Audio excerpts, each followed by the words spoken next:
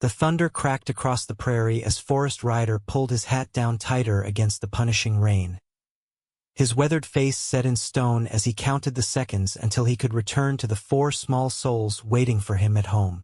El Dorado, Kansas of 1878 offered little mercy to a man raising 4 children alone, especially when that man wore spurs and carried more ghosts than most men twice his age. Forrest urged his dappled mare forward through the muddy street, the familiar weight of his gun at his hip offering cold comfort against the emptiness that had become his constant companion since Victoria's death 2 years prior. The children Emma, age 8, the twins, Thomas and Timothy, both 6, and little Josephine, barely 4, needed more than a father who could hunt and break horses. They needed warmth he wasn't sure he had left to give. As he approached his modest homestead on the edge of town, Forrest noticed something unusual. Smoke curled from the chimney, which should have been cold. His hand instinctively moved to his holster as he dismounted and approached with caution. The sound of laughter, his children's laughter, drifted through the cracks in the wooden walls. When he pushed open the door, the scene before him stopped him cold. His children sat at the table, bowls of steaming stew in front of them, their faces cleaner than they had been in weeks. And at the stove stood a woman he didn't recognize, her auburn hair pinned loosely at her nape, an apron tied around her slim waist. She turned, and her green eyes met his with a directness that was almost unsettling. "Your fence was down and your cows were wandering. I brought them back, and these little ones were hungry." She wiped her hands on her apron. "I'm Willow Mason. Let me help you." Forrest's grip on his gun relaxed but his jaw tightened. "Madam, I don't recall asking for assistance." "No, you didn't," Willow replied, unruffled by his harsh tone. "But they did." She nodded toward the children, who watched the exchange with wide eyes. "Sometimes the asking isn't done with words, Mr. Ryder." He recognized her then, the new schoolteacher who had arrived in El Dorado just last week. The woman the townspeople already couldn't stop talking about. Too educated for her own good, some said. A blessing, said others.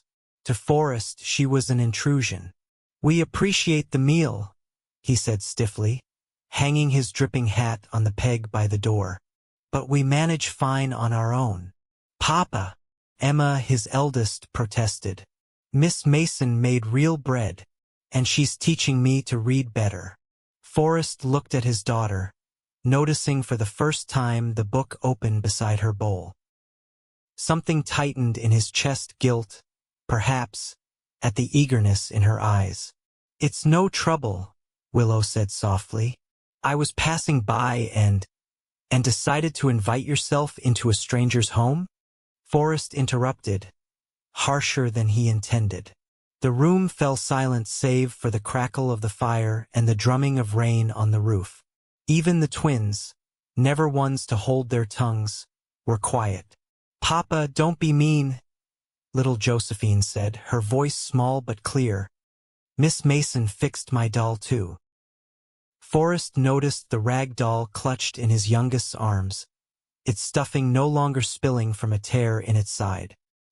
He exhaled slowly, removing his sodden coat and hanging it beside his hat. "You've done enough, Miss Mason," he said, his voice marginally softer. "I thank you for seeing to the children, but we won't be needing further assistance." Willow held his gaze for a long moment before nodding. "Very well, Mr. Ryder." She untied her apron and folded it neatly on the table. "Children, remember what I said about your reading. Practice makes perfect." She gathered her shawl, and Forrest noted how she hesitated at the door, looking at the downpour. A flicker of something courtesy, perhaps, or the memory of his wife's disapproval of his manners made him speak. "I'll hitch the wagon and take you back to town." "No need," Willow replied, wrapping her shawl tightly around her shoulders. "I have my horse." She offered a smile to the children. "Be good for your father." With that, she stepped into the rain, leaving Forrest with the unusual sound of his children chattering happily behind him. He watched through the window as she mounted her horse with surprising grace and rode away, her figure soon swallowed by the curtain of rain. "She's nice, Papa," Emma said, appearing at his side. "And she knew Mama's recipe for stew." Forrest looked down at his daughter, noticing how she had tried to tame her wild blonde hair into a braid like her mother once did. "No one knows your Mama's recipe," he said quietly. "Miss Mason said it was her grandmother's recipe, and it tasted the same," Emma insisted. "Like Mama was here." Forrest felt a familiar pain in his chest. "Finish your supper. All of you. Then it's to bed." As he watched his children eat, he couldn't help but notice how the house felt different. Warmer somehow despite the storm raging outside. And that unsettled him more than any stranger in his kitchen ever could. The following day, Forrest rode into town earlier than usual, telling himself he needed supplies and not answers. The general store was quiet when he entered, with only old Mr. Holloway behind the counter and Mrs. Bennet examining fabric. "Morning, Forrest," Mr. Holloway greeted. "Surprised to see you in town so soon after yesterday's deluge." "Need some things," Forrest replied, placing his list on the counter. "And some information." Mr. Holloway raised his bushy eyebrows. "Information, you say? On what matter?" "The new schoolteacher, Miss Mason." Mrs. Bennet looked up from her fabric selection, interest piqued. "Lovely young woman," she said, moving closer. "Comes from Boston, I hear. Very educated." "What brings a Boston woman to El Dorado?" Forrest asked, trying to keep his tone conversational. "The school board sent for her," Mr. Holloway explained as he gathered Forrest's supplies. "After poor Miss Johnson ran off with that cattle driver." Miss Mason answered the advertisement right away. "Quite fortunate for us, not many qualified teachers willing to come to these parts." "She certainly has made an impression," Mrs. Bennet added, "already organizing a proper library for the school and visiting families to encourage attendance." "Is that so?" Forrest said, remembering how she had mentioned teaching Emma to read better. "And she just visits homes uninvited?" Mrs. Bennet's expression softened. "She's particularly concerned about children who've lost a parent. Says education is their best hope for a stable future." Forrest felt as though he'd been struck. Was that how the town viewed his children? As objects of pity in need of rescue? "My children are well cared for," he said stiffly. "Of course they are, Forrest," Mrs. Bennet said quickly. "No one's suggesting otherwise. But a woman's touch, that'll be $2.35. Mr. Holloway interrupted, clearly sensing dangerous territory. Forrest paid and gathered his supplies, nodding curtly to them both before heading out. He had intended to return home immediately but found himself walking toward the schoolhouse instead. The one-room building sat on the edge of town, freshly painted white with a small bell tower. Through the open windows, he could hear Willow Mason's clear voice leading the children in a recitation. He approached quietly, stopping to watch through the window. She moved with purpose among the students, her blue dress simple but well made. Her hair was neatly pinned today, though a few tendrils had escaped to frame her face. There was a brightness to her that seemed out of place in El Dorado, like a bird of paradise among sparrows. His Emma sat near the front, her back straight, her hand shooting up to answer a question. Forrest felt a tug of pride at her eagerness, followed by shame that he hadn't noticed this side of his daughter before. When the lesson concluded and the children filed out for their midday break, Willow spotted him. She walked to the door, smoothing her skirts. "Mr. Ryder," she acknowledged, "is there something I can help you with?" "I wanted to thank you properly," he said, the words feeling foreign in his mouth. "For yesterday." The children were happy. A smile touched her lips, They're wonderful children, Mr. Ryder. You should be proud.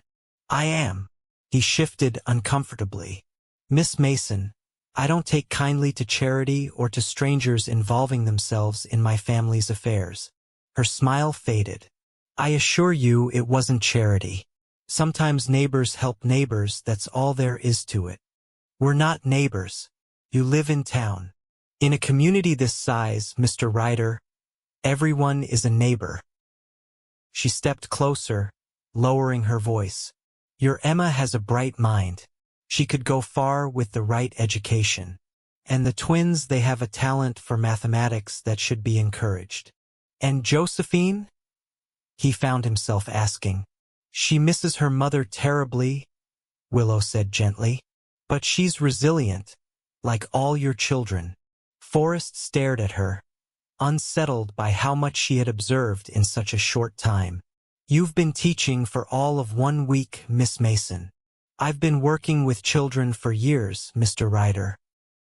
Long enough to recognize when they need more than I can provide in a classroom.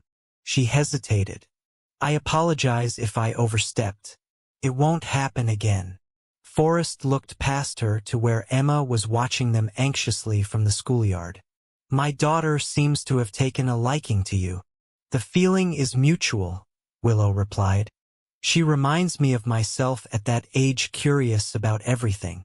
A memory surfaced, Victoria reading to Emma, answering her endless questions with patience Forrest could never muster. Her mother was the same way, he found himself saying. Willow's expression softened. I'm sure she was a remarkable woman. She was. Forrest cleared his throat. I should let you get back to your students. He tipped his hat and turned to leave. Mr. Ryder, Willow called after him. The school is hosting a small gathering on Friday evening, a chance for parents to see their children's work. It would mean a great deal to Emma if you attended. He hesitated, then nodded once before continuing on his way, aware of his daughter's eyes following him and the strange, uncomfortable feeling that his carefully constructed routine was about to be disrupted. The days leading up to Friday's school gathering passed in a blur of chores, hunting, and the constant demands of raising 4 children alone. Forrest found himself watching his children more closely, noting Emma's frustrated determination as she practiced her letters by lamplight, the twins' quick minds as they calculated the feed needed for the livestock, and Josephine's quiet moments with her repaired doll, whispering stories to it that he couldn't quite hear. By Friday evening, he had changed his shirt twice, trimmed his beard, and silently cursed himself for caring what the townsfolk or a certain schoolteacher might think of him. The children were beside themselves with excitement, Emma especially fussing over her dress and hair. Papa, do I look nice? She asked, twirling to show the blue dress that had once been her mother's, taken in and resewn to fit her growing frame. You look just like your mama, he said truthfully, the words catching in his throat. Emma's eyes widened. Really? Miss Mason said blue was Mama's color too. She's helping me make a new dress, but it's not ready yet. Forrest frowned. When did Miss Mason say that? She came by yesterday while you were hunting, Emma explained, oblivious to his sudden stillness. She brought books for us and helped me with my sampler for tonight. She was at our home? Again? The twins looked up from where they were polishing their shoes. She fixed the loose board on the porch too, Thomas offered. And she showed us how to solve the hard sums, Timothy added. She's smart, Papa. Forrest felt his jaw tighten. You're not to let strangers into the house when I'm not here. But Miss Mason isn't a stranger, Josephine protested, clutching her doll. She's our friend. She's your teacher, Forrest corrected firmly. And she had no right to come here without my permission. Emma's face fell. Are you angry, Papa? Are we not going to the school now? Forrest looked at their expectant faces and sighed. We're going. But afterward, I'll be having words with Miss Mason about boundaries. The schoolhouse was transformed when they arrived. with lanterns hanging from the rafters and children's work displayed on every available surface. Families milled about, admiring drawings, samplers, and carefully written compositions. Forrest felt out of place among the other parents, most of whom came as couples' mothers fussing over hair ribbons and fathers proudly examining arithmetic work. He stood awkwardly near the door until Emma tugged him forward. "Come see my work, Papa. It's over here." He allowed himself to be led to a wall where samplers hung in neat rows. Emma pointed excitedly to hers, a blue and white piece with the alphabet and a small house stitched beneath. It was neater than he expected, the stitches even and precise. "Miss Mason helped me with the knots," Emma explained. "And look, there's our house." Indeed, the tiny stitched building resembled their homestead, complete with a small figure he assumed was meant to be him standing on the porch. "It's fine work, Emma," he said honestly, and her face lit up at the praise. "Mr. Ryder, how wonderful to see you." Willow Mason approached, dressed in a simple green dress that complemented her eyes. Her hair was arranged more elaborately than usual, with small white flowers tucked into the auburn waves. "Miss Mason," he acknowledged, his earlier irritation returning. "I understand you paid another visit to my home yesterday." If she noted his tone, she didn't show it.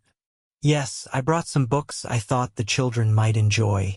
Emma is making remarkable progress with her reading. In the future, I'd appreciate if you'd ask permission before visiting my children in my absence." Willow's smile dimmed slightly. "Of course. I apologize for the presumption." She turned to Emma. "Your father is quite right to be protective. Would you show him your composition as well? It's one of the finest in the class." Emma beamed, dragging Forrest to another display where pieces of paper were pinned to a board. Her composition, titled "My Family," was written in careful script. "Read it, Papa," she urged. Forrest began reading, his throat tightening as Emma's words described her siblings, her home, her memories of her mother, and finally, her father, the bravest man in Kansas, who works harder than anyone to take care of us, even though he is sat inside where he thinks we cannot see. He looked down at his daughter, who watched him anxiously. "It's very good, Emma," he managed to say. "Miss Mason says I have a gift for words," Emma said proudly. "She says I could be a writer someday, like Louisa May Alcott." "That's quite an ambition," Forrest remarked, glancing at Willow, who stood a respectful distance away. "Dreams are important," Willow said. "They give us something to strive for." Before Forrest could respond, a commotion near the refreshment table caught their attention. The twins had knocked over the punch bowl, and red liquid was spreading across Mrs. Peterson's white skirt. "Excuse me," Forrest muttered, hurrying to intervene as Mrs. Peterson's shrill voice rose above the general chatter. By the time he had apologized profusely, promised to pay for any damages, and sternly lectured the twins on proper behavior, he turned to find Willow kneeling beside the mess, calmly blotting Mrs. Peterson's skirt with a cloth. "Cold water and salt will take out the stain, Mrs. Peterson," she was saying soothingly. "A little accident doesn't need to ruin the evening." Somehow, her calm demeanor diffused the situation.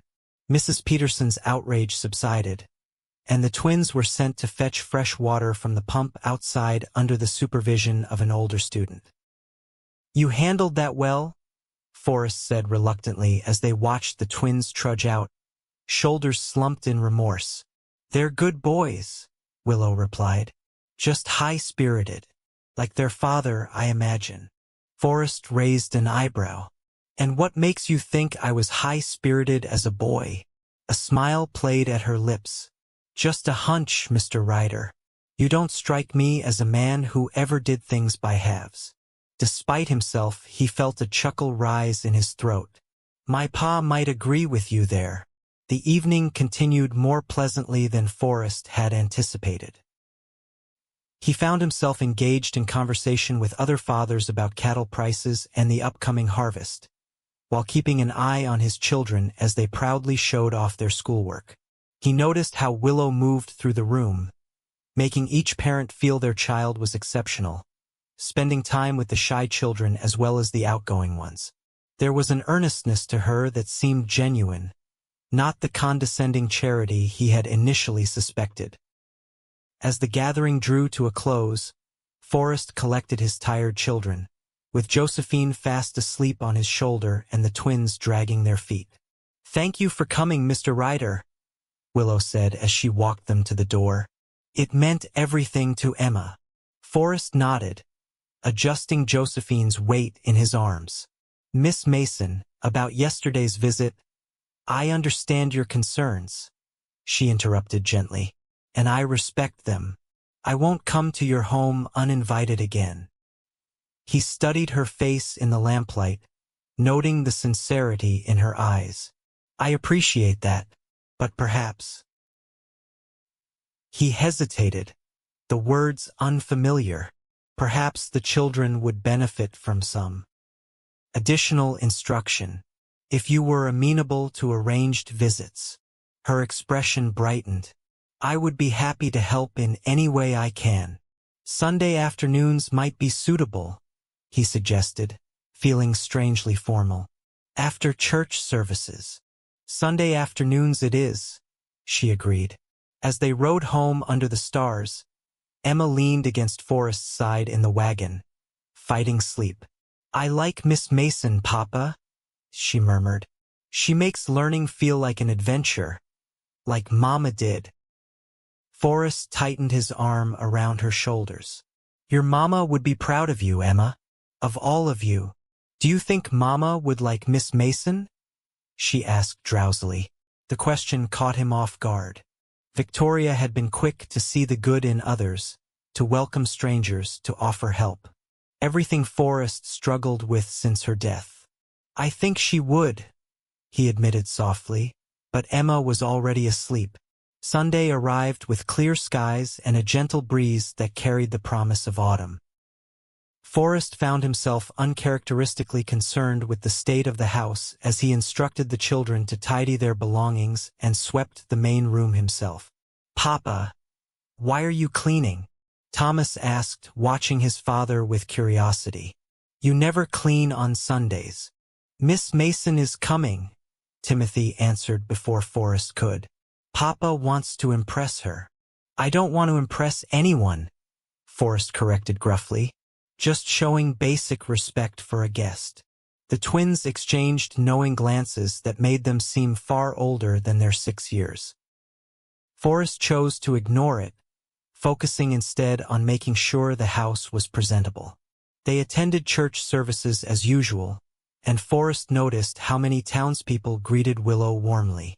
She sat a few pews ahead of them, her posture perfect as she listened attentively to Reverend Parker's sermon on community and supporting one's neighbors. When she turned once to smile at Josephine, who was waving frantically, Forrest found himself nodding in acknowledgement. After the service, as families gathered outside to socialize, Willow approached them. "Shall I follow you back to the homestead, or would you prefer I arrive later?" she asked. "You can ride with us," Emma suggested eagerly. "There's room in the wagon." Forrest noted Willow's hesitation. "If that suits you, Miss Mason," he said. "Otherwise, 2 o'clock would be fine." "I wouldn't want to impose," she replied. "It's not an imposition if I'm offering," Forrest said, surprising himself with his insistence. Willow smiled. "Then I'd be delighted to join you." The ride back was filled with the children's chatter as they pointed out landmarks to their teacher, the creek where they fished in summer, the grove of trees where wild berries grew, the neighbor's farm with the mean bull. Forrest remained largely silent, aware of Willow beside him on the wagon seat, the light scent of lavender emanating from her Sunday dress, the way she laughed genuinely at the twins' terrible jokes. When they arrived at the homestead, Forrest helped her down from the wagon, momentarily aware of the smallness of her hand in his and the strength in her grip as she stepped down. The afternoon unfolded in a way that felt both strange and oddly familiar to Forrest. Willow had brought books for each child, selected specifically for their interests and abilities. For Emma, a collection of poetry and short stories. For the twins, an illustrated guide to native plants and animals. And for Josephine, a beautifully illustrated fairy tale book. Forrest watched from his chair by the fireplace, ostensibly cleaning his rifle but actually observing as Willow sat with each child in turn. She had a gift for listening, for asking questions that made them think without making them feel questioned. When she worked with Emma on a particularly challenging passage, Forrest found himself drawn into their discussion. "Hope is the thing with feathers," Emma read carefully, "that perches in the soul and sings the tune without the words and never stops at all." "What do you think Emily Dickinson meant by that?"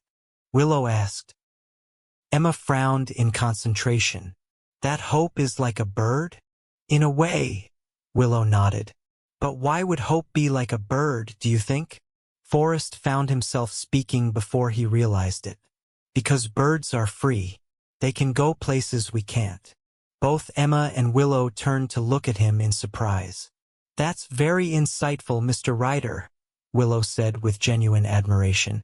"And they sing even in darkness, don't they? Even when storms come." "Like Mama's canary," Emma said softly. "It sang every morning, even in winter when everything was cold and gray." Forrest felt a tightness in his chest at the memory. Victoria had loved that canary, had insisted on bringing it all the way from St. Louis when they married. It had died a month after she did, and Forrest had buried it beneath her favorite rosebush. "Your mother sounds like she was a remarkable woman," Willow said gently. "She was," Emma agreed. "Papa doesn't talk about her much, but I remember lots of things." Forrest cleared his throat, uncomfortable with the turn in conversation. "Perhaps we should start preparing supper," he suggested. "I'd be happy to help," Willow offered, rising from her seat. "If you'll permit me to use your kitchen again, Mr. Ryder." This time he nodded. "I'd appreciate the assistance." Working alongside Willow in the kitchen was a novel experience. Victoria had always shooed him away, claiming he was more hindrance than help. But Willow assigned him tasks without fuss, peeling potatoes, slicing the venison he'd hunted earlier in the week, stoking the fire in the stove. They worked in comfortable silence, punctuated by brief exchanges and the children's voices as they read to each other in the main room. Forrest found himself studying her profile when she wasn't looking, the determined set of her jaw, the slight furrow between her brows as she concentrated on kneading dough, the way she tucked escaped tendrils of hair behind her ear with floury fingers. "You're staring, Mr. Ryder," she said without looking up. Caught, he busied himself with the potatoes. "Just making sure you don't burn anything," he said gruffly. A smile played at her lips. "I assure you, I'm quite competent in the kitchen." "So I see." He hesitated. "Where did you learn to cook like this? Doesn't seem like standard Boston fare." "My mother died when I was 12, she replied, her hands continuing their steady work.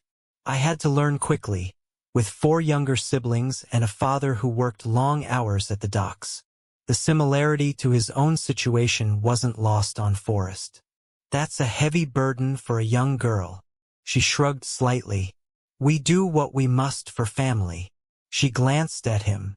"As you well know, is that why you became a teacher? To escape that burden?" "No," she said, looking him directly in the eyes. "I became a teacher because education gave me choices. It opened doors that would have remained closed to a dockworker's daughter." She paused. "And because I wanted to give other children the same opportunity." "Even in a place like El Dorado?" he asked skeptically. "Especially in places like El Dorado," she replied firmly. "Where else are children more in need of broader horizons?" He considered her words as they finished preparing the meal. When they sat down to eat, Forrest was struck by how different the table felt with her presence, not just an extra person, but a change in the very atmosphere of his home. The children were animated, eager to share their thoughts, to impress their teacher. And for the first time in longer than he could remember, the house felt truly warm. After the meal, as dusk gathered outside, Forrest knew it was time for Willow to return to town. He had expected her to ask for a ride, but instead, she thanked them for their hospitality and mentioned that Sheriff Davis would be escorting her back to town. "The sheriff?" Forrest asked, unable to keep the edge from his voice. "Yes, he offered when he saw me leaving church with your family this morning," Willow explained, gathering her shawl. "He's been very kind since my arrival in El Dorado." "I'm sure he has," Forrest muttered, aware of the sheriff's widowed status and reputation as an eligible bachelor. Willow gave him a curious look. "I can make my own way if it's inconvenient for you, Mr. Ryder." "It's not that," he said quickly. "It's getting dark. I should see you safely back to town." "That's very gallant, but unnecessary. Sheriff Davis is quite reliable." The sound of hoofbeats outside announced the sheriff's arrival. Forrest followed Willow to the door, a peculiar dissatisfaction settling in his chest as she said her goodbyes to the children, promising to see them in school the next day. Sheriff Davis, a tall man with a neatly trimmed beard and a perpetual look of self-importance, tipped his hat to Forrest. "Evening, Ryder. Hope the little ones weren't too much trouble for Miss Mason." "Not at all," Willow answered before Forrest could. "They're wonderful children. It was my pleasure to spend the afternoon with them." "Well, we should be on our way before it gets any darker," the sheriff said, offering his hand to help her onto her horse. Forrest watched them ride away, the sheriff leaning close to say something that made Willow laugh. He closed the door with more force than necessary, turning to find all 4 children watching him with identical expressions of curiosity. "What?" he demanded. "You're scowling, Papa," Emma observed. "Are you angry with Miss Mason?" "Of course not," he said, moving to clear the table. "Are you angry with Sheriff Davis, then?" Timothy asked innocently. Forrest paused. "Why would I be angry with the sheriff?" The twins exchanged another of their significant looks. "Because he likes Miss Mason," Thomas said matter-of-factly. "And you like her too." "That's nonsense," Forrest said firmly. "Miss Mason is your teacher, and I respect her work. That's all. Mama said people clean their houses extra good when they like someone," Emma said quietly. "You never clean like you did today." Forrest stared at his children, momentarily speechless. Was he that transparent? And more disturbingly, was there any truth to their observations? "Bedtime," he announced, unwilling to pursue this line of conversation. "All of you, now." As he tucked them in later, Josephine's small voice came from the darkness of her bed. "Papa, will Miss Mason come back next Sunday too?" He hesitated. "Would you like that, Joe?" "Yes," she whispered. "She smells nice like Mama did, and she doesn't get mad when I spill things." Forrest smoothed her hair. "We'll see. Now sleep tight."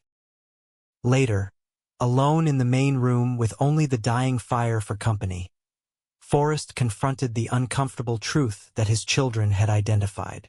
Somehow, in the space of a week, Willow Mason had disrupted the careful routine he had established since Victoria's death.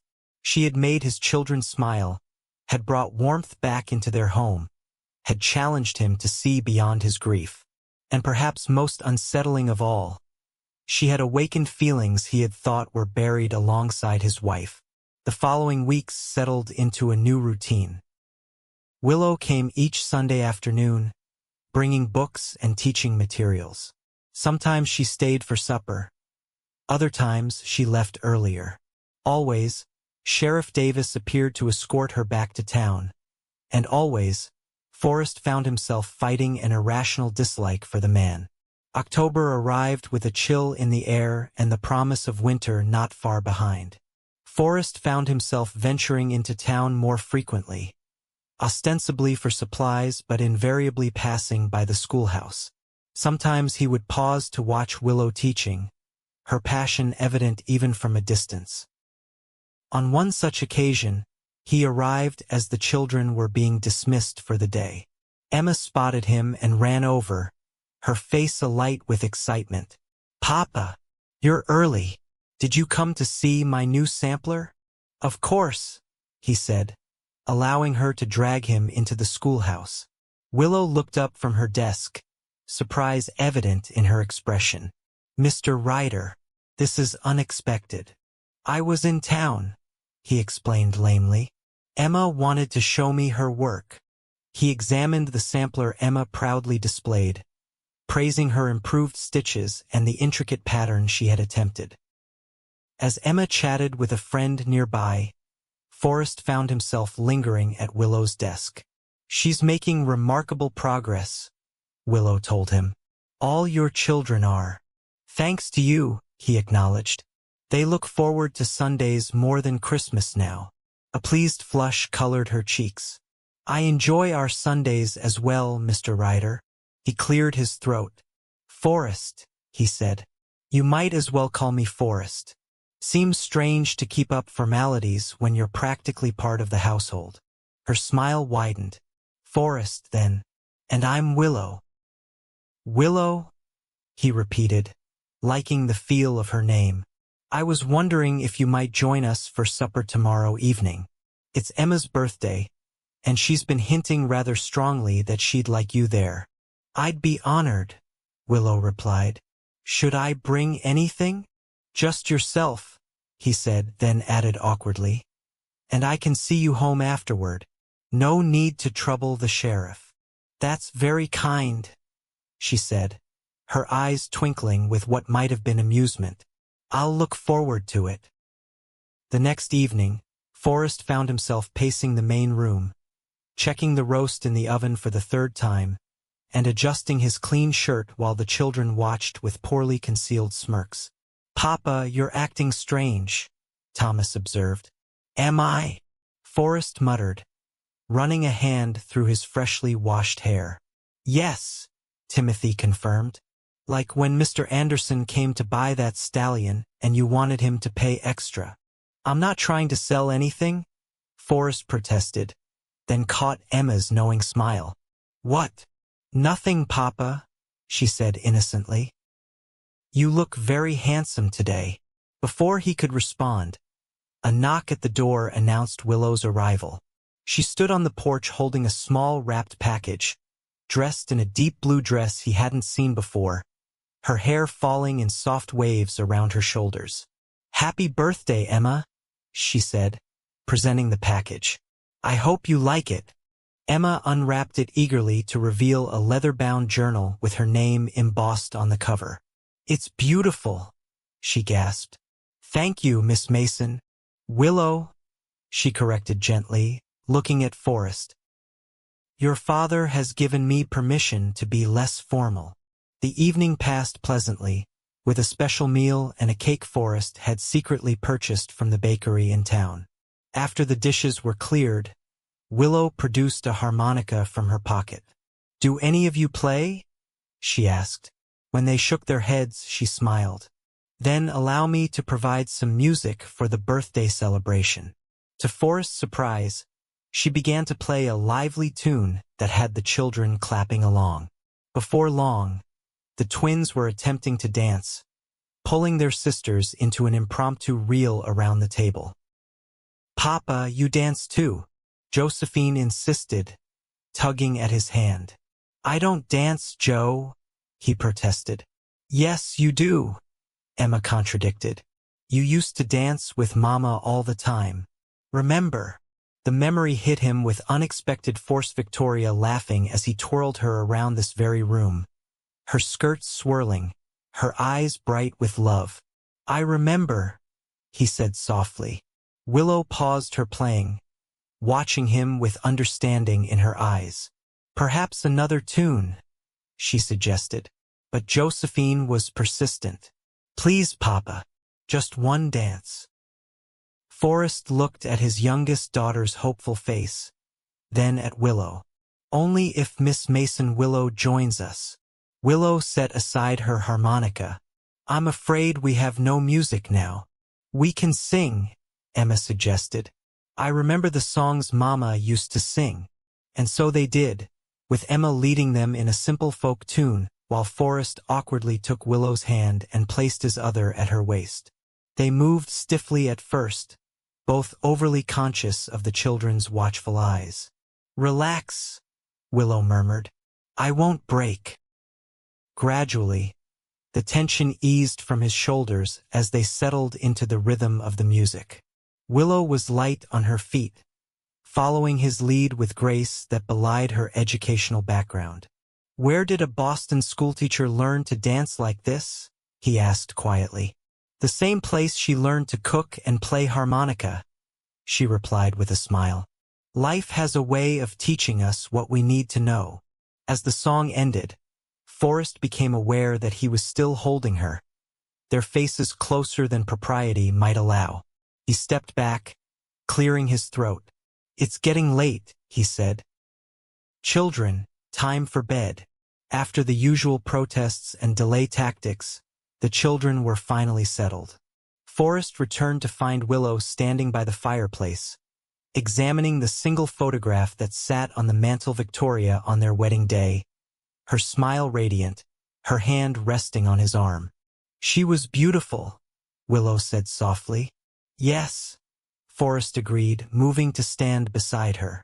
"Inside and out. The children have her smile, especially Emma." He nodded, feeling the familiar ache of loss, but somehow less sharp than before. Victoria would have been proud of them.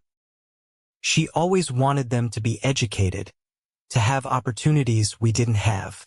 "She sounds like a wise woman," Willow said. "She was." Forrest hesitated.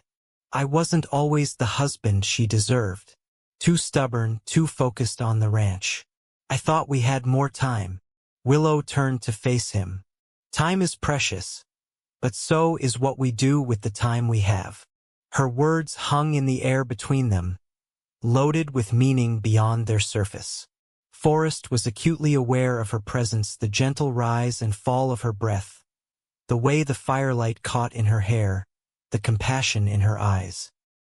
"I should see you home," he said finally, breaking the moment. "It's getting late." The ride to town was quiet, the night air crisp with approaching winter. Willow sat beside him in the wagon, their shoulders occasionally brushing as they navigated the rutted road. "Thank you for including me tonight," she said as the lights of El Dorado came into view. "It was a privilege to share Emma's birthday." "She adores you," Forrest replied. "They all do. They're easy to adore in return." He glanced at her profile. "Even with all their chaos and questions?" "Especially because of those things," she laughed. "They're full of life, Forrest, despite everything they've been through." They reached the small house near the schoolhouse where Willow boarded with the elderly widow Mrs. Hartford. Forrest helped her down from the wagon, holding her hand perhaps a moment longer than necessary. "Sunday?" he asked. "Sunday," she confirmed with a smile that lingered in his mind long after he had returned home to his sleeping children. The following week brought the first snowfall of the season, blanketing El Dorado in white. Forrest worried that Willow might not make the journey to the homestead for their usual Sunday visit. But mid-morning she arrived, bundled in a thick coat and scarf, her cheeks pink from the cold. "I wasn't sure you'd come," Forrest admitted as he helped her remove her outerwear. "A little snow won't keep me away," she replied, rubbing her gloved hands together. "Though I confess it was colder than I anticipated." The children greeted her enthusiastically, eager to show her the snow fort they had begun constructing that morning. Willow admired it appropriately before suggesting they all warm up with hot chocolate inside. As she bustled about the kitchen, now familiar with its organization, Forrest watched her interaction with his children. She had a way of making each of them feel important, of turning everyday moments into adventures. Even the twins, usually resistant to anything resembling education, hung on her every word as she explained the science behind snowflakes. Later, after they had enjoyed their hot chocolate and settled into their usual Sunday studies, a commotion outside drew their attention. Forrest opened the door to find Sheriff Davis dismounting from his horse, stomping snow from his boots. "Afternoon, Ryder," he greeted. Mrs. Hartford was concerned about Miss Mason, what with the snow and all. "Thought I'd check on her." Before Forrest could respond, Willow appeared beside him. "How thoughtful, Sheriff, but as you can see, I'm perfectly fine." "Well, now that I'm here, I might as well escort you back to town," Davis said, his tone making it clear he expected no argument. "Weather's supposed to worsen by evening." Forrest felt a surge of irritation. "We're in the middle of the children's lessons, Sheriff." "Surely those can wait," Davis replied dismissively. "Safety first. Isn't that right, Miss Mason?" Willow glanced between the two men, clearly sensing the tension. "Perhaps it would be best if I returned to town," she conceded reluctantly. "I wouldn't want to impose if the weather turns." "You're not imposing," Forrest said firmly, "and I'm perfectly capable of seeing you safely home later." "With all due respect, Ryder, my horse is better suited for snow than that old wagon of yours," Davis countered. The children had gathered behind them, watching the exchange with interest. Emma stepped forward, her young face serious. "Sheriff Davis, today is our reading day. Miss Mason promised to help me with my composition for the Christmas pageant." Davis hesitated, clearly unwilling to disappoint a child. "Well, I suppose I could return later." "Or not at all," Forrest muttered, too low for the sheriff to hear. Willow shot him a look of mingled exasperation and amusement before addressing Davis. "That's very kind of you, Sheriff, but Mr. Ryder has already offered to see me home. Perhaps you could inform Mrs. Hartford that I'm safe and will return before dark."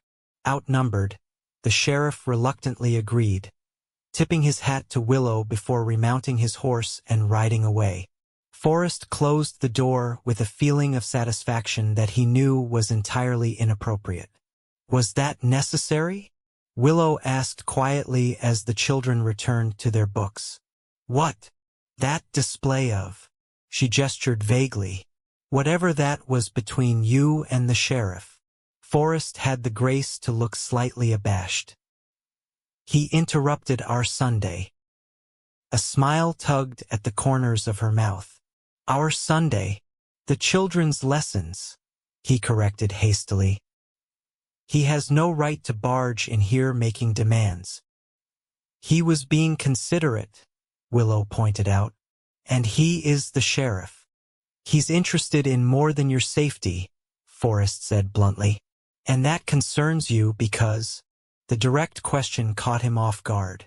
Why did it concern him? What right did he have to feel possessive of her time, her attention? "The children have become attached to you," he said finally. "I don't want them disappointed if your attentions are diverted elsewhere." Willow's expression softened. "Forrest, my commitment to your children's education isn't contingent on anything else. Surely you know that by now." He nodded, feeling foolish but relieved. "Good. That's good."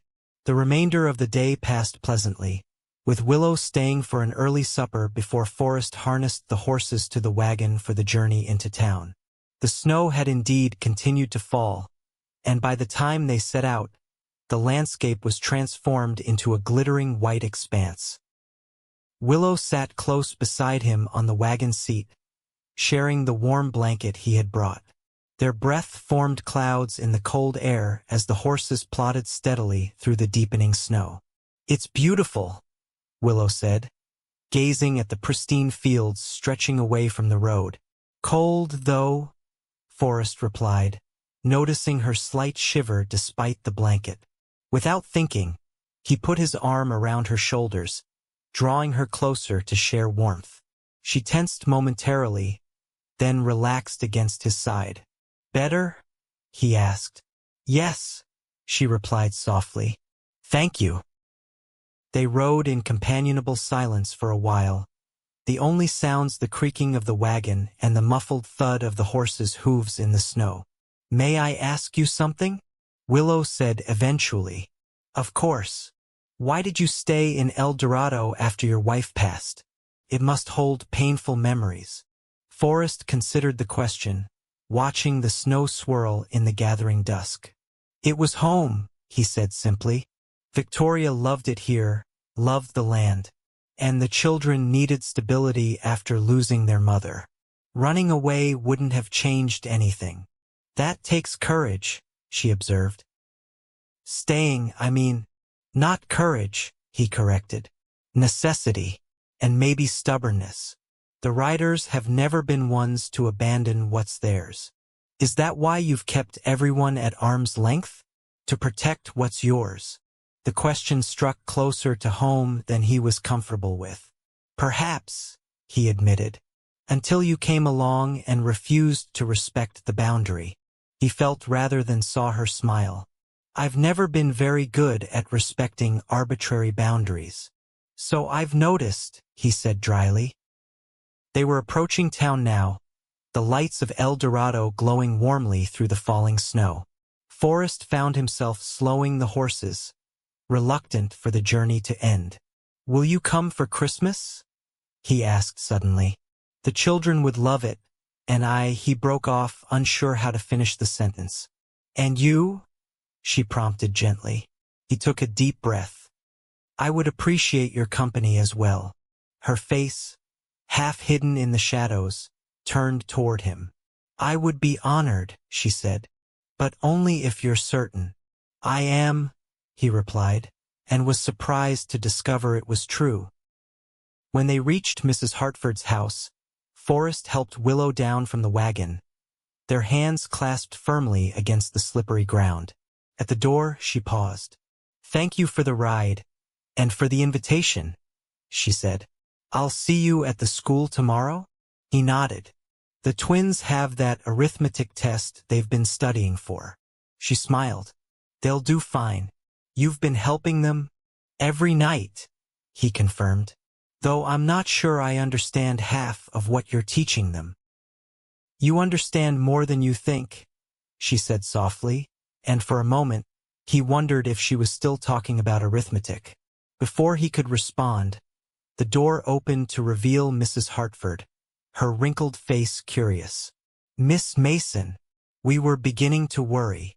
Mr. Ryder saw me safely home," Willow explained, stepping into the warmth of the house. "Good night, Forrest. Thank you again." "Good night, Willow," he replied, tipping his hat before returning to his wagon. As he drove home through the snowy night, Forrest found himself whistling a tune he hadn't thought of in years, one of Victoria's favorites that they had danced to in happier times. The realization didn't bring the usual pang of guilt, but rather a sense of peace he hadn't expected. The weeks leading up to Christmas passed in a flurry of activity. The children were busy with preparations for the school pageant, and Forrest found himself helping with costumes and props tasks he would have dismissed as frivolous before Willow entered their lives. Willow continued her Sunday visits, but also began stopping by the homestead briefly after school some days, bringing books or simply checking on the children's progress. Forrest found himself looking forward to these visits with an eagerness that both confused and exhilarated him. On one such afternoon, as Willow sat at the table helping Emma with a particularly challenging reading passage while the twins worked on their sums and Josephine practiced her letters, Forrest was struck by how natural it all seemed. For the first time in 2 years, the house felt complete. The thought startled him enough that he dropped the coffee pot he was holding, sending it clattering to the floor. "Papa!" Emma looked up, concerned. "Are you all right?"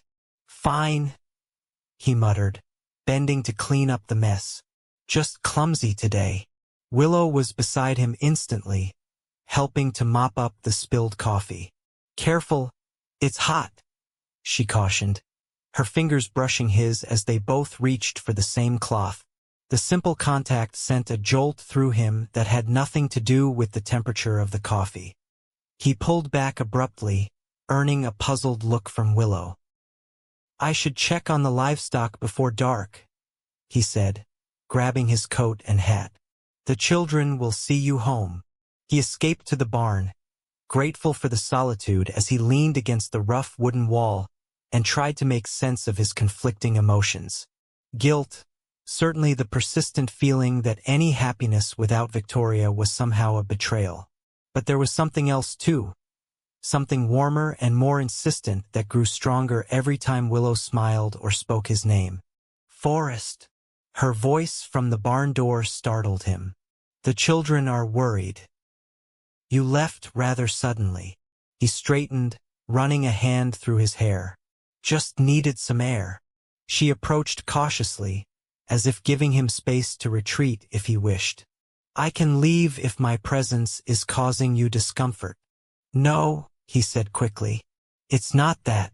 It's—" He struggled to find the right words. "It's complicated." "Most worthwhile things are," she replied simply. They stood in silence for a moment, the only sounds the soft nickering of the horses and the distant voices of the children from the house. "I never expected this," Forrest admitted finally. "Any of it. You." "Neither did I," Willow said softly. "When I came to El Dorado, I was focused solely on my teaching. I didn't plan to become so involved with the children," he clarified. "Yes," she agreed, "with the children, and with their father." The implication hung in the air between them, neither willing to be the first to acknowledge it directly. "Victoria would have liked you," Forrest said suddenly. "She always said I needed someone who wouldn't let me hide behind my stubbornness." A smile touched Willow's lips. "She sounds like a wise woman." She was. He took a deep breath. "And she would want the children to be happy, to have a woman in their lives who cared for them." "They have that," Willow said carefully, "regardless of anything else." Forrest met her gaze directly. "And what about anything else? What about what you want, Willow?" She held his gaze steadily. "I want what makes sense, Forrest. For all of us. I won't pretend I haven't grown to care deeply for your children and for you. But I also understand that grief isn't something that simply disappears." "No," he agreed. "It doesn't. But it changes. Becomes something you carry rather than something that cripples you." He took a step toward her. "You've helped me see that." She remained still, watching him with those clear green eyes that seemed to see through all his defenses. "I'm glad." The moment stretched between them, full of unspoken possibilities. Then, from the house, came Emma's voice calling that supper was ready. "We should go in," Willow said softly, "before they come looking for us." Forrest nodded, but as she turned to leave, he caught her hand. "Willow," she paused, looking back at him questioningly. "Thank you for everything you've done for us, for me." She squeezed his hand briefly before releasing it. "You're welcome," she replied simply, and led the way back to the house. The night of the school Christmas pageant arrived with clear skies and bitter cold. Forrest dressed the children in their best clothes, helped Emma arrange her hair the way Victoria used to do, and ensured the twins didn't lose their shepherd's crooks before they even reached town. The schoolhouse was transformed for the occasion, decorated with evergreen boughs and candles, the usual rows of desks pushed back to create a performance space. Nearly every family in El Dorado had gathered for the event, and Forrest found himself nodding greetings to neighbors he had barely spoken to in the past 2 years. He took a seat near the back, Josephine on his lap since she was too small to see otherwise. The pageant began with Willow playing a simple carol on the school's battered piano, while the youngest children filed in carrying paper stars. Forrest watched with pride as each of his children performed their parts, Emma reciting a poem she had written herself, the twins as shepherds in the nativity scene, and even little Josephine, who overcame her shyness to sing a verse of Away in a Manger with the other small children. Throughout it all, Willow moved among the children, prompting forgotten lines, adjusting costumes, and encouraging the shy ones with gentle smiles. Her face glowed in the candlelight, her joy in her students' accomplishments evident in every gesture. When the performance concluded to enthusiastic applause, Forrest made his way through the crowd to where his children were receiving compliments from the townsfolk. Emma spotted him first, rushing over with her face alight. "Did you like it, Papa? Did you hear my poem?" "I did," he assured her, pulling her close for a quick embrace. "Your mother would have been so proud of you. Of all of you," he added as the twins and Josephine joined them. "Miss Mason helped me with the hard words," Emma confided, "and she didn't even mind when I changed some of them at the last minute." "That's because Miss Mason is extraordinary," Forrest said, looking across the room to where Willow was speaking with Reverend Parker. As if sensing his gaze, she glanced over, offering a warm smile before excusing herself to join them. "You were all wonderful," she told the children. "Especially you, Josephine, you sang beautifully." Josephine beamed, her earlier stage fright forgotten. "Can we have cookies now, Papa?" "Of course," Forrest laughed. "Go on, all of you, but no more than 2 each," he called after them as they raced toward the refreshment table. Left alone with Willow, Forrest suddenly felt uncharacteristically nervous. "You did an amazing job with the pageant. The whole town is impressed." "Thank you," she replied. "But the children did the real work. They're quite talented. They have an excellent teacher." A pleased flush colored her cheeks. "You're too kind." "No," he said seriously. "I'm not nearly kind enough usually, but I'm trying to improve." Her expression softened. "You're a good man, Forrest Ryder. Better than you give yourself credit for." Before he could respond, Sheriff Davis approached, his badge polished to a high shine for the occasion. "Miss Mason, that was a fine performance. You've done wonders with these children in such a short time." "Thank you, Sheriff," Willow replied politely. "I was hoping I might escort you to the Christmas dance next weekend," Davis continued with a brief, dismissive glance at Forrest. "As a respected member of the community, you should have proper accompaniment." Forrest tensed, waiting for Willow's response. She hesitated, her eyes flickering briefly to him before addressing the sheriff. "That's very kind, Sheriff, but I'm afraid I've already accepted another invitation." Davis frowned. "Oh? From whom?" Willow looked directly at Forrest. "From the Ryder family," she said smoothly. "We're having our own celebration at their homestead."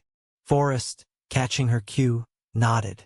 "The children insisted," he added, though no such invitation had actually been extended until this moment. The sheriff's disappointment was evident, but he recovered quickly. "Another time, perhaps," he said before moving away to speak with Mayor Thompson. "I apologize for the presumption," Willow said quietly when they were alone again. It seemed the simplest way to decline without causing offense. "No apology necessary," Forrest assured her. "In fact, the invitation is genuine, if you'd like to join us for Christmas." Her face brightened. "I would love that." "Good," he said, feeling oddly relieved. "That's settled, then." They were interrupted by the return of the children, the twins with suspicious amounts of cookie crumbs on their shirts despite Forrest's 2-cookie limit. As the evening wound down and families began to depart, Forrest and his children bid Willow good night, promising to see her on Sunday as usual. The ride home was filled with excited chatter about the pageant, the children replaying their favorite moments and basking in their father's praise. As Forrest tucked them into bed later, Each one mentioned Willow in their prayers, thanking God for sending her to El Dorado and to them. Alone in the main room afterward, Forrest sat before the dying fire and contemplated how completely this one woman had transformed their lives in just a few short months. She had brought light back into their home, had drawn him out of the shell of grief he had constructed around himself, had shown his children what it meant to be truly cared for again. And somewhere along the way, without his permission or intention, he had begun to love her. The realization didn't shock him as it might have weeks ago. Instead, it settled into his consciousness with the rightness of a key finding its lock. The question remained, however, of what to do about it and whether Willow felt the same. Christmas Day dawned clear and cold, with fresh snow covering the ground like a pristine blanket. Forrest rose early, stoking the fire and beginning preparations for the dinner he had promised the children. He was no expert cook, but he had been paying attention during Willow's visits and felt reasonably confident in his ability to roast a chicken and make passable biscuits. The children awoke to find small gifts beside their beds: books for Emma, wooden soldiers for the twins that Forrest had carved himself, and a new dress for Josephine's doll. Their excitement filled the house as they opened these treasures and the additional surprises Forrest had hidden around the main room: oranges, candy sticks, and new mittens he had purchased on his last trip to town. Mid-morning, the sound of a horse approaching drew them all to the window. Willow appeared, leading her mare through the snow, a basket over her arm and a larger bundle strapped to the saddle. "Miss Mason is here," Emma announced unnecessarily, as they all rushed to greet her. Forrest hung back, suddenly aware of how shabby the house must look compared to her accommodations in town. How simple their Christmas preparations were. But when she entered, bringing a gust of cold air and the scent of pine with her, her smile dispelled his doubts. "Merry Christmas," she greeted them all, setting her basket on the table. "I've brought a few things to add to your celebration." The few things turned out to be mince pies, a jar of preserved peaches, a loaf of fresh bread, and to the children's delight small, individually wrapped gifts for each of them. For Emma, a set of hair ribbons in her favorite colors. For the twins, identical pocket knives with their initials carved into the handles. For Josephine, a tiny porcelain tea set. "You shouldn't have gone to such trouble," Forrest said as the children exclaimed over their gifts. "It was no trouble," Willow assured him. "Christmas is forgiving, after all." She hesitated, then reached into her pocket and withdrew a small package wrapped in brown paper. "This is for you," she said, offering it to him. "It isn't much."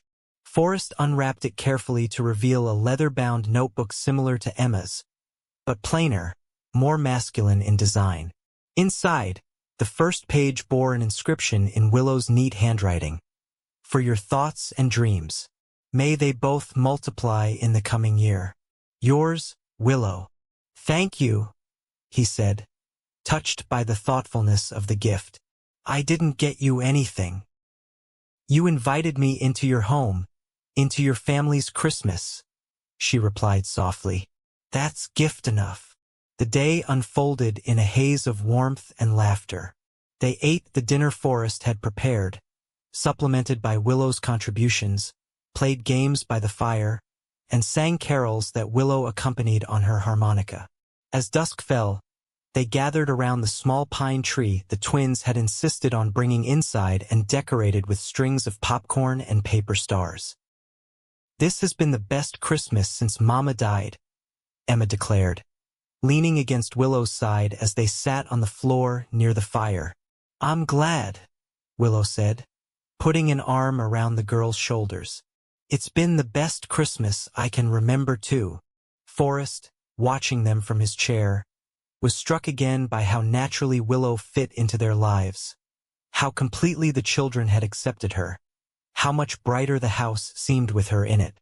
The thought that had been forming in his mind for weeks now crystallized into certainty.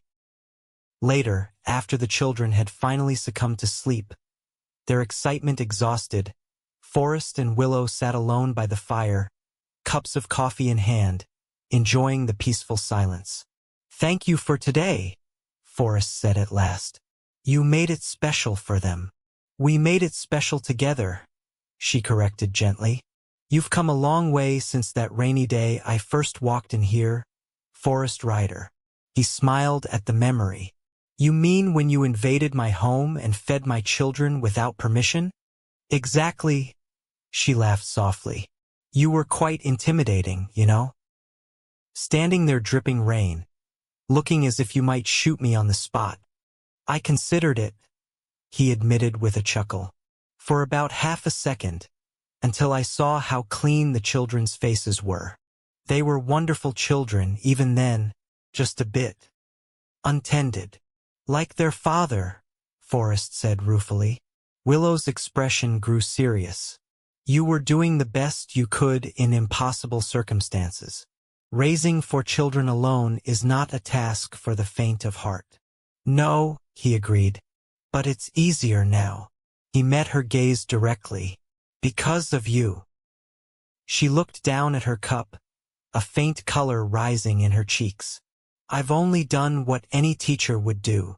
"No," Forrest said firmly, setting his cup aside and moving to sit beside her on the small sofa. "What you've done goes far beyond teaching. You've brought life back into this house, Willow. You've reminded us how to be a family again." She looked up at him, her eyes searching his face. "The foundation was already there, Forrest. You kept them safe, kept them together. I just added a few finishing touches." "More than a few," he said softly. He reached out tentatively, brushing a strand of hair from her face. "Willow, it's getting late," she interrupted, setting her cup down and rising abruptly. "I should return to town before the roads become difficult to navigate in the dark." Forrest stood as well, confused by her sudden withdrawal. "You could stay," he suggested. "Emma would be happy to share her room." "That wouldn't be appropriate," she said, not meeting his eyes as she gathered her shawl. "But thank you for the offer." "Willow," he said, catching her hand as she moved toward the door. "Have I said something to upset you?" She hesitated, then turned to face him.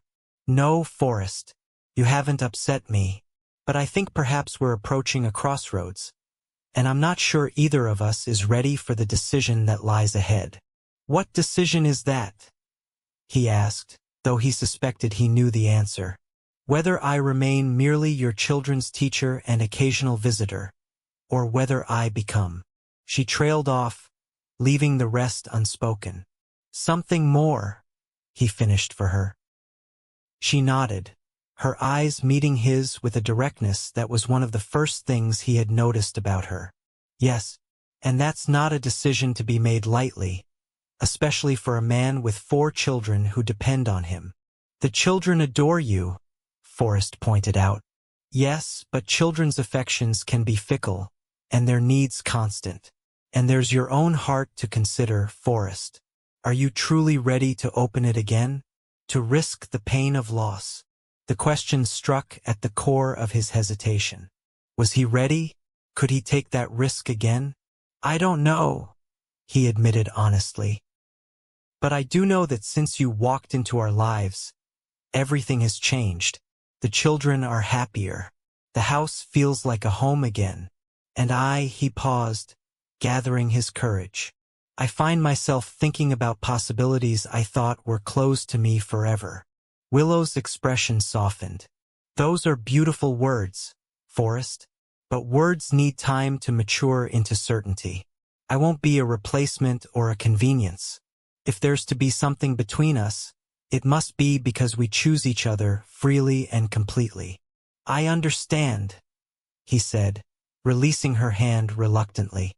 "And you're right. We shouldn't rush this decision." She smiled then, a genuine smile that reached her eyes. "I'm glad we agree. Now I really should be going." "At least let me ride with you to town," he insisted. "It's Christmas, after all. No one should travel alone on Christmas." She acquiesced, and soon they were making the familiar journey to El Dorado, the stars bright overhead in the clear winter sky.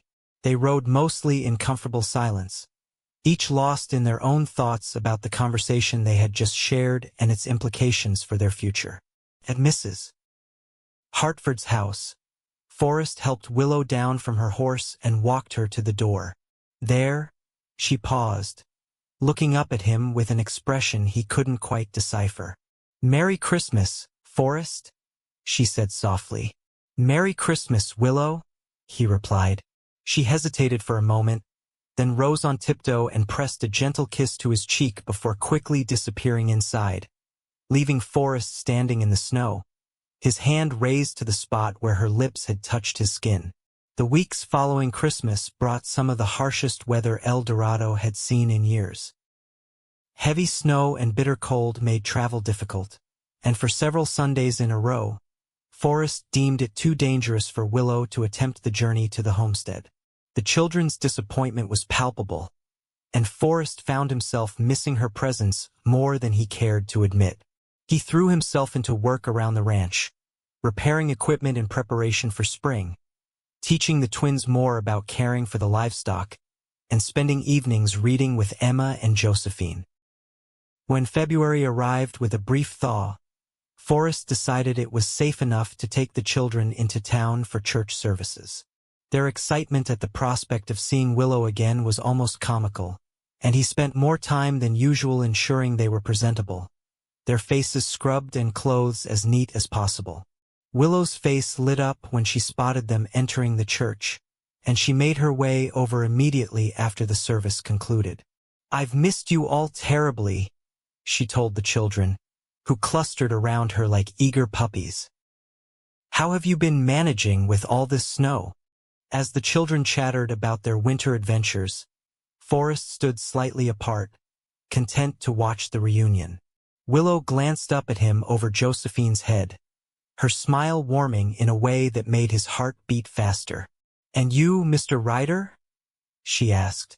"How have you been weathering the winter?"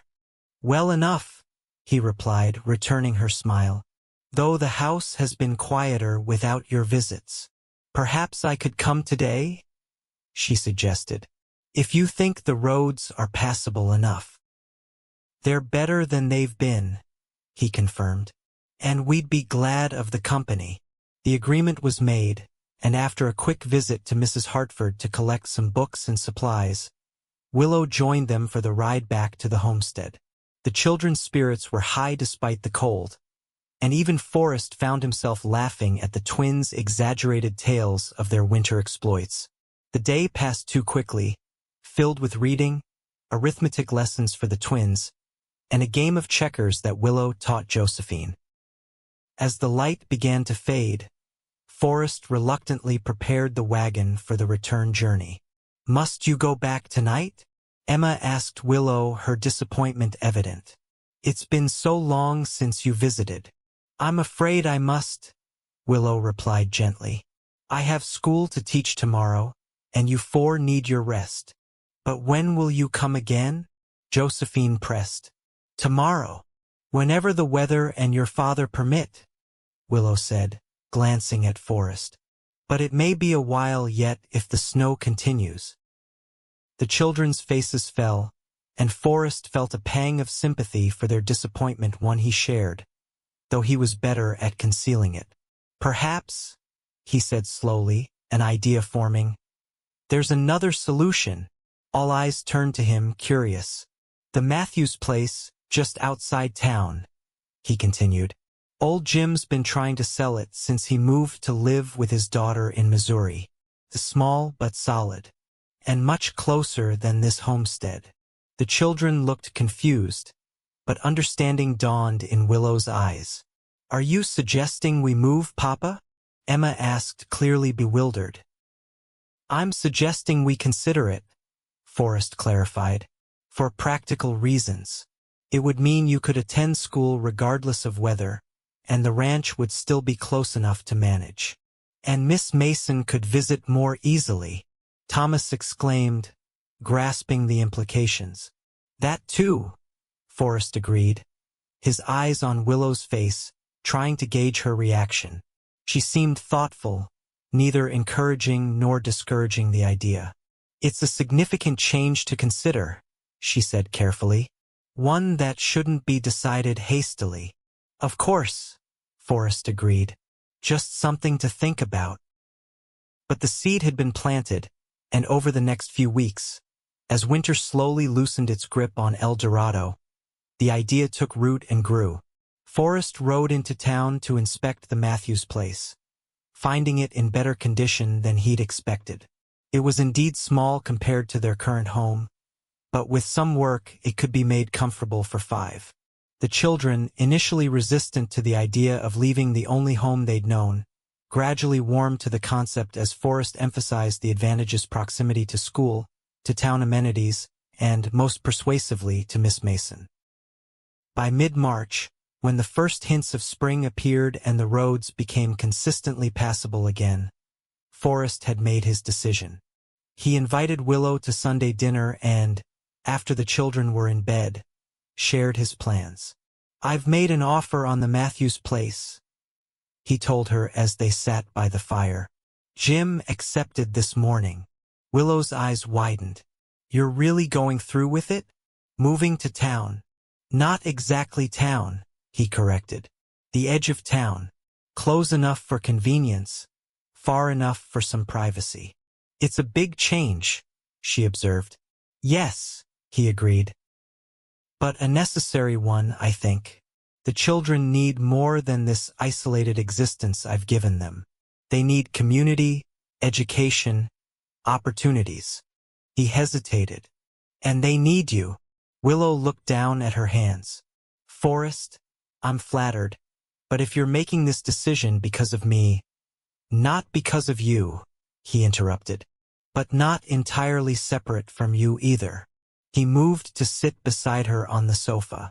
"These past months have shown me how much I've been holding the children back by clinging to this place, by hiding away from the world. Victoria wouldn't have wanted that for them or for me." "And what do you want, Forrest?" she asked quietly, raising her eyes to his.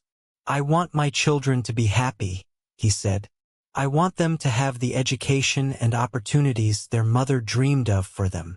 He took a deep breath. "And I want to stop being afraid of living again." "Those are worthy wants," Willow said softly. "There's one more," Forrest added, gathering his courage. "I want to court you properly, Willow Mason, if you're willing."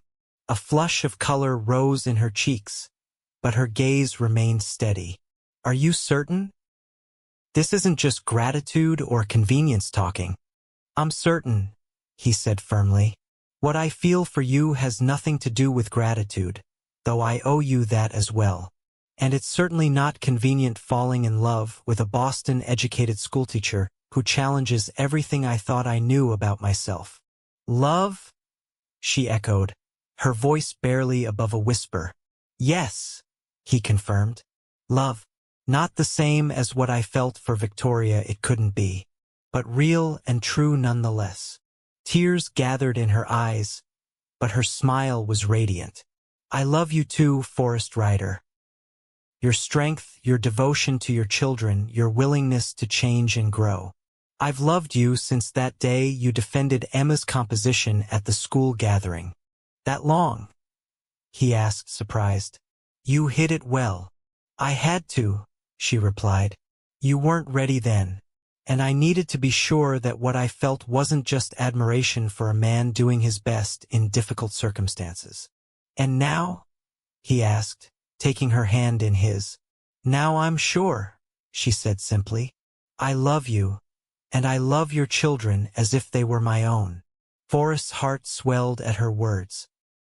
Slowly, giving her time to withdraw if she wished, he leaned forward and pressed his lips to hers, a gentle, questioning kiss that quickly deepened as she responded, her free hand coming up to rest against his chest. When they finally parted, Forrest rested his forehead against hers.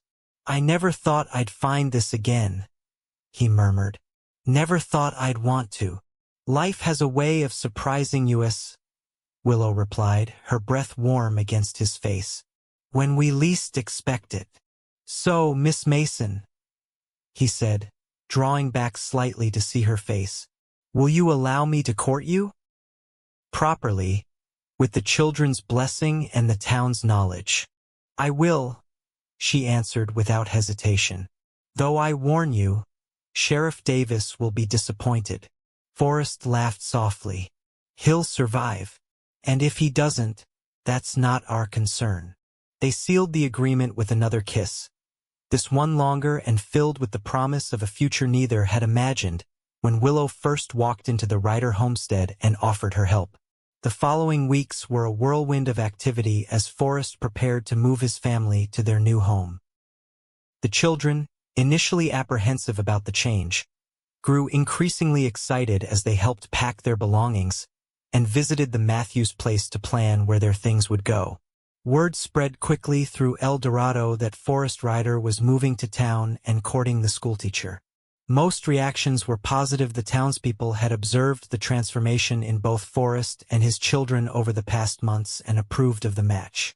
A few, particularly Sheriff Davis, were less enthusiastic, but even he eventually offered grudging congratulations. By the time April arrived with its warm breezes and first wildflowers, the Ryders were settled in their new home. It was indeed smaller than the homestead, but Forrest had spent weeks making improvements, adding a room for the girls, repairing the roof, and building new furniture to Willow's specifications. The homestead wasn't abandoned. Forrest rode out several times a week to care for the livestock and maintain the property. But his focus had shifted, his priorities rearranged to center around his children's needs and his growing relationship with Willow. Their courtship proceeded at a steady pace, with Willow joining the family for dinner several times a week and accompanying them to church on Sundays. Forrest called on her at Mrs. Hartford's house, bringing small gifts, wildflowers, a book of poetry he'd found in the general store, a wooden hairpin he'd carved himself. As spring blossomed into summer, their feelings deepened. Willow became an integral part of the family's daily life, and Forrest found himself consulting her on decisions regarding the children, valuing her insight and gentle guidance. One warm evening in early July, as they sat on the porch of the Ryders' new home watching the sunset while the children played in the yard, Forrest took Willow's hand in his. I have something to ask you, he said, his voice serious. She turned to him, her expression curious. What is it? From his pocket, Forrest withdrew a small velvet box. This was Victoria's, he said, opening it to reveal a simple gold ring with a small pearl. It was her mother's before her. I've been thinking about what she would want for the children, for all of us. Willow's eyes widened as she realized what was happening. Forrest. She would want us to be happy, he continued, to be a complete family again. The children need a mother, Willow. And his voice faltered slightly, I need a wife, partner, someone to share this life with. Tears filled Willow's eyes as he knelt before her, the ring held between them. Willow Mason, will you marry me? Will you help me raise these children, build a life together, grow old together? Yes, she whispered, her voice choked with emotion. Yes, Forrest Ryder, I will marry you. He slipped the ring onto her finger, and as he rose to kiss her, the children's voices interrupted from where they had been not so subtly eavesdropping around the corner of the porch. She said yes, Emma exclaimed, rushing forward to hug them both. Miss Mason is going to be our mother. The twins whooped with excitement, and little Josephine climbed into Willow's lap, examining the ring with wonder. Does this mean we call you Mama now? She asked innocently. Willow looked to Forrest, uncertain how to respond to such a delicate question. He nodded encouragingly, leaving the decision to her. You can call me whatever feels right to you, Josephine, Willow said gently. I would be honored to be your mother, but I know you had a wonderful mother who loved you very much. I don't want to replace her in your hearts. "Mama always said there was room in our hearts for lots of love," Emma said wisely. "She wouldn't mind sharing." Forrest felt his throat tighten at his daughter's words. "No," he agreed. "She wouldn't mind at all." The wedding took place in late August, a simple ceremony in the church followed by a celebration that seemed to include the entire town of El Dorado. The children participated proudly, Emma as Willow's attendant, the twins as ring-bearers, and Josephine scattering wildflower petals before the bride. Willow wore a dress of pale blue, her auburn hair adorned with white roses. Forrest, standing at the altar watching her approach, felt a sense of rightness so profound it almost overwhelmed him. This was meant to be not a replacement for what he had lost, but a new chapter, a new love equally valid and true. As they spoke their vows before Reverend Parker, Forrest glanced at his children's beaming faces in the front pew and silently thanked Victoria for watching over them, for guiding this remarkable woman to their door on that rainy day when he had been too proud to ask for help. After the ceremony, as they received congratulations from the townspeople, Sheriff Davis approached, looking somewhat sheepish.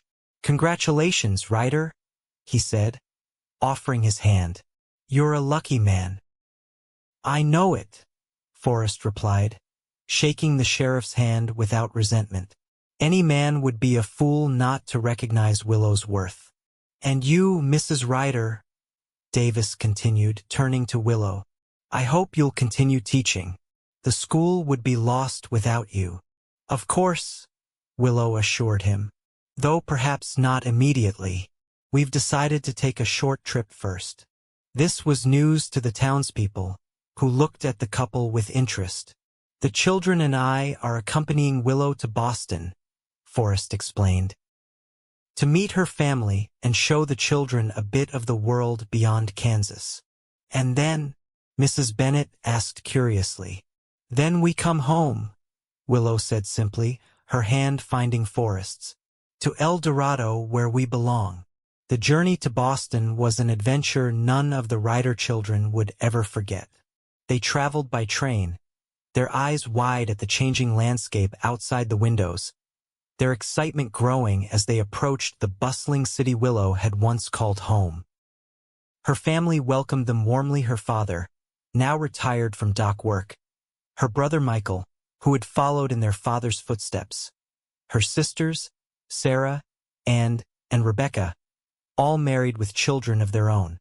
The Ryder children were immediately absorbed into the extended family, forming fast friendships with their new cousins and reveling in the novelty of city life. Forrest, initially apprehensive about the trip, found himself enjoying the experience through his children's eyes.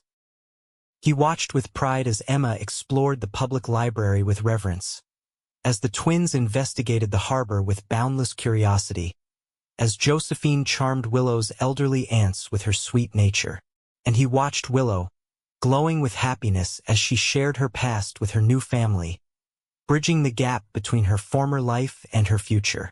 "Are you happy?"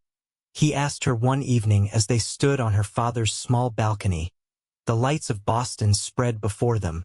"Completely," she assured him, leaning into his embrace. "Though I'll be ready to return home soon. Our home." "Our home," he echoed, liking the sound of the words. "It's waiting for us." When they returned to El Dorado 2 weeks later, it was with trunks full of books, gifts from Willow's family, and minds full of new experiences. But all 5 Ryders and their new mother agreed that the best part of their journey was coming home. The school year began with Willow returning to her teaching, now as Mrs. Ryder, her status in the community enhanced rather than diminished by her marriage. Forrest divided his time between the town property and the homestead, eventually hiring a young man to help with the ranch work while he focused more on his family. As autumn painted the prairie in golds and reds, Willow shared news that brought joy to the entire family. She was expecting a child in the spring. The children's excitement was boundless, each one already planning their role as older siblings to the new baby. "Are you happy about this?" Willow asked Forrest privately that night, her hand resting on her still flat stomach. "It's sooner than we planned." "I couldn't be happier," he assured her, covering her hand with his own. "This child is a blessing, like everything you've brought into our lives." The months passed in a blur of ordinary days made extraordinary by the love that filled their home. Emma continued to excel in school, her writing talents flourishing under Willow's guidance. The twins, while still mischievous, channeled their energy into helping with the ranch and protecting their new mother with fierce devotion. Josephine blossomed into a confident little girl who no longer hid behind her siblings. And Forrest, once the harsh cowboy struggling alone, found himself transformed by love, both the love he received from Willow and the love he allowed himself to give freely once more. In April, as wildflowers carpeted the prairie and new life emerged everywhere, William Forrest Ryder was born, a robust boy with his mother's green eyes and his father's determined chin. His arrival completed their family circle, binding them together in a new way. As Forrest watched Willow nursing their son, surrounded by the older children who whispered and giggled over their new brother, he reflected on the journey that had brought them to this moment. From that rainy day when a determined schoolteacher had walked into his home uninvited, to this peaceful spring evening in their home filled with voices and laughter. "What are you thinking?" Willow asked, looking up to find him watching her with a tender expression. "I'm thinking about how one moment can change everything," he replied. "One person walking into your life and refusing to walk back out, no matter how hard you try to push them away." She smiled, understanding immediately. "Let me help you," she quoted softly. "Those were the first words I said to you. The most important words anyone ever said to me," Forrest acknowledged, moving to sit beside her on the bed, gently touching his son's downy head. "Thank you for not giving up on us." "Never," she promised, leaning up to kiss him softly. "This is where I belong, where we all belong, together." And as the sun set over El Dorado, casting golden light through the windows of the house that had become a true home, Forrest Ryder knew that the harsh cowboy who had once faced life alone was gone forever, replaced by a man surrounded by love, blessed beyond measure, and finally, completely at peace.